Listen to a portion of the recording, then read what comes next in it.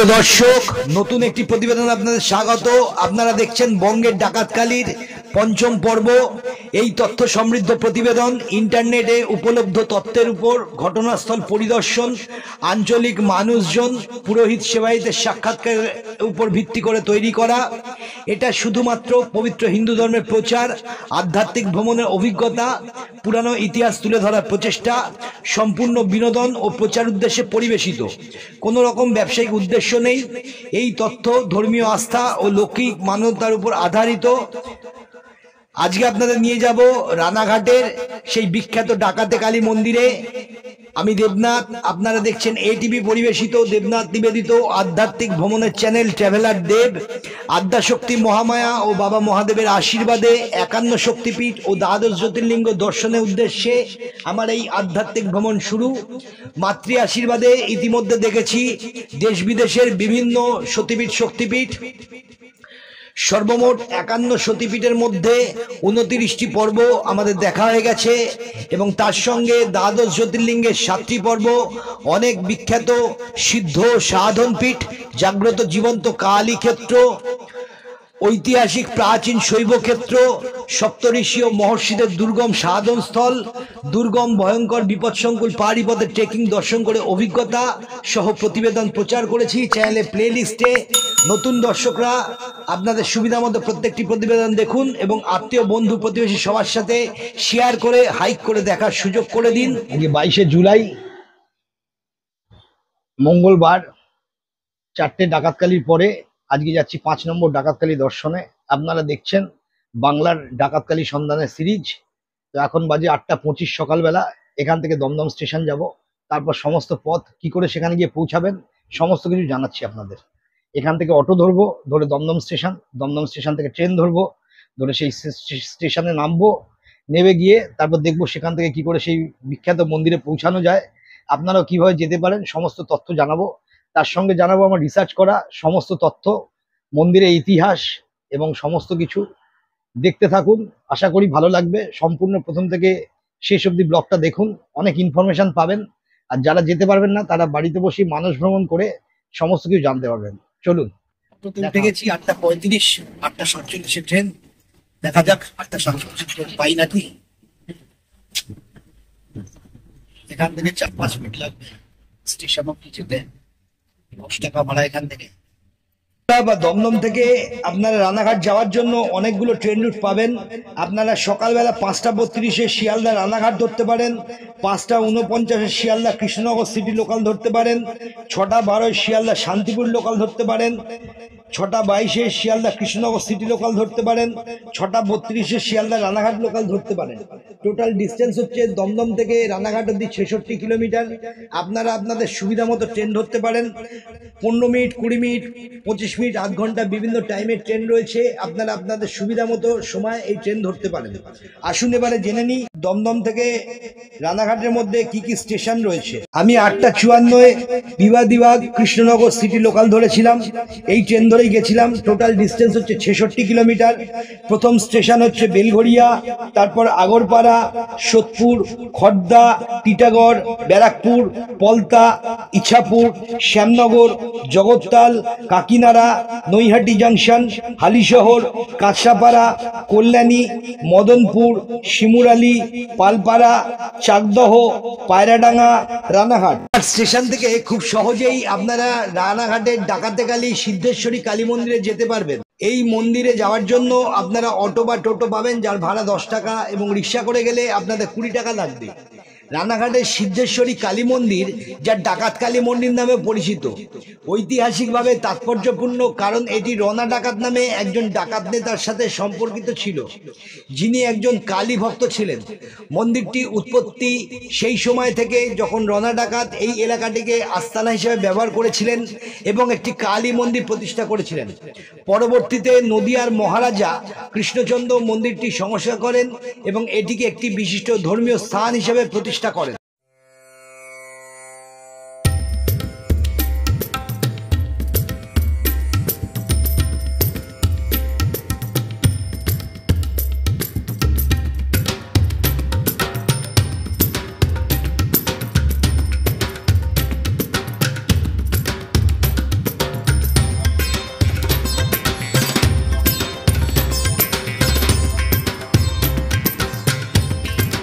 নদিয়া জেলার রানাঘাট এই জনপদের নামকরণ নিয়ে কত মত।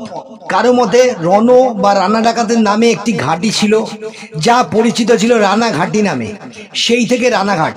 অন্য একটি মতে নদিয়ার রাজমহিষীর ঘাট অর্থাৎ রানীর ঘাট থেকে হয়েছে রানাঘাট। আবার কেউ বলেন রানা মানসিংহ যশোহর আক্রমণের সময় চূর্ণী নদীর তীরে নেমেছিলেন, সেই থেকে নাম রানাঘাট, যার সঙ্গে জড়িয়ে ঐতিহ্যবাহী সিদ্ধেশ্বরী মন্দির। মাতৃ আরাধনার পাশাপাশি মহাদেব এবং রাধাকৃষ্ণ বিগ্রহ নিত্য পুজো হয়। বর্তমান মন্দির যে এলাকা তা একসময় ভরানেতলা নামে পরিচিত ছিল। তখন চারদিকে ছিল ঘন জঙ্গল আর বিশাল বটগাছ।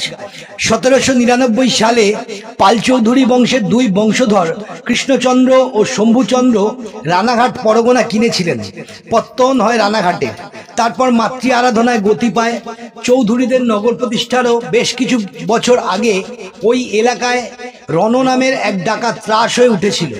কথিত আছে সাধক রামপ্রসাদ মহারাজা কৃষ্ণচন্দ্র রায়কে কথা দিয়েছিলেন মায়ের কাছে যাবেন, কিন্তু আসতে গিয়ে রামপ্রসাদকে বন্দি করে রানা ডাকাত। বলি দেওয়ার আগে সাধকের গানে মোহিত হয়ে গিয়েছিলেন ওই দস্যু। রক্ষা পান রামপ্রসাদ। সিদ্ধেশ্বরী থেকে কিছু দূরে চূর্ণী নদীর সংযোগকারী পাঁচকোর নামে একটি খাল ছিল। সেই খাল দিয়ে ব্যবসায়ীরা মালপত্র নিয়ে যেত। রানা ডাকাতের নিশানায় ছিল এইসব ব্যবসায়ীরা। তাদের মালপত্র লুট করতে যেত রানা ডাকাত। সিদ্ধেশ্বরী মাকে পুজো দিয়ে ডাকাতিতে বেরোতো সে, এমনকি নরবলিও দিত। নরবলি দিয়ে দেহ কুয়োর মধ্যে ফেলে দেওয়া হতো। জানা যায় কৃষ্ণনগরের রাজা কৃষ্ণচন্দ্র স্বপ্নাদেশ পান রণ ডাকাতের পূজিতা দেবী অনাবৃত অবস্থায় পড়ে আছেন। তারপর রাজার উদ্যোগে মূর্তি প্রতিষ্ঠার উদ্যোগ নেওয়া হয়।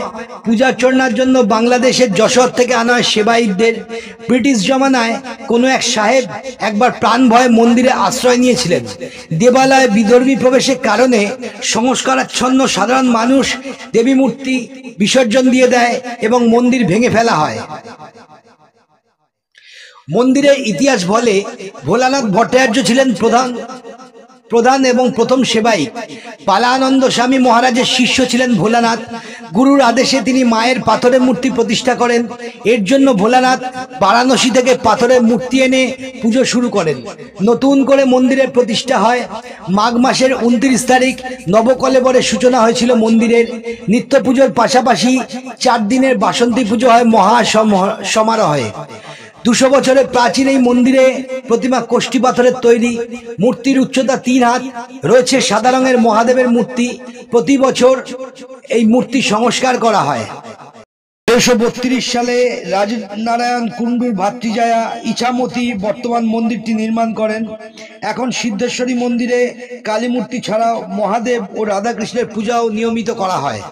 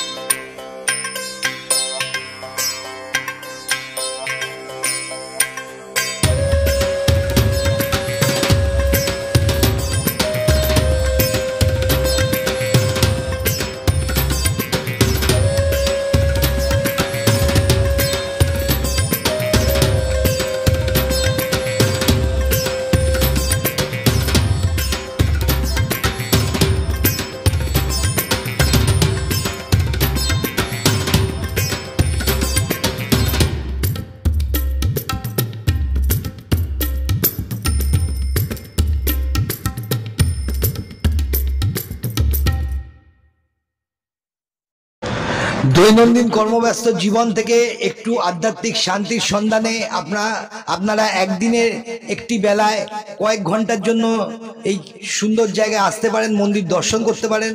সামান্য শতখানেক টাকা খরচায় আপনারা মনে আনন্দ পাবেন।